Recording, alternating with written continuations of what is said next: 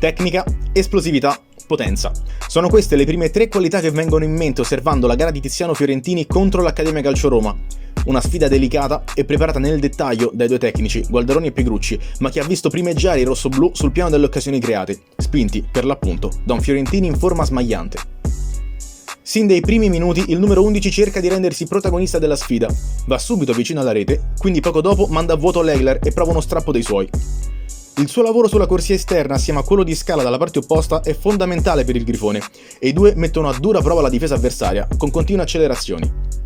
Proprio su un'azione sviluppatasi sulla fascia arriva l'errore di Forlini, il difensore dell'Accademia allarga il braccio sul cross di Bennoni e l'arbitro fischia un calcio di rigore. Sul dischetto va Fiorentini che resta immobile guardando a terra per diversi secondi in attesa del fischio per non perdere la concentrazione. Il portiere intuisce ma non basta, alla mezz'ora è 1-0. Mentre tutti esultano, Gualdaroni prende schina da parte per spiegargli alcune cose, quindi Fiorentini incita i suoi mentre l'Accademia si accinge a battere da centrocampo e pochi secondi dopo cerca subito il raddoppio con un tiro che esce di poco. Al duplice fischio dà il 5 da Accoroni e Paliotti, poi tutti nello spogliatoio, in attesa della ripresa.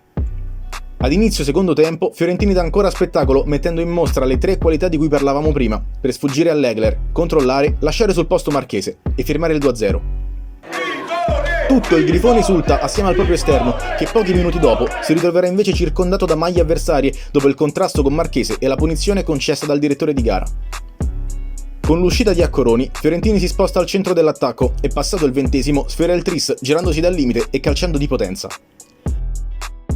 L'Accademia però alza la testa e alcuni istanti più tardi riesce ad accorciare con questo destro a giro di Paciullo.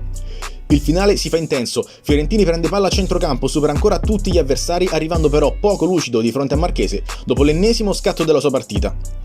Poco prima del triplice fischio, l'ex Atletico Lodigiani esce per far posto a Guidoni, poi passa a salutare tutta la panchina per vivere gli ultimi attimi della gara con quell'ansia che solo un risultato tanto importante quanto ancora in bilico ti sa regalare. Al triplice fischio è festa.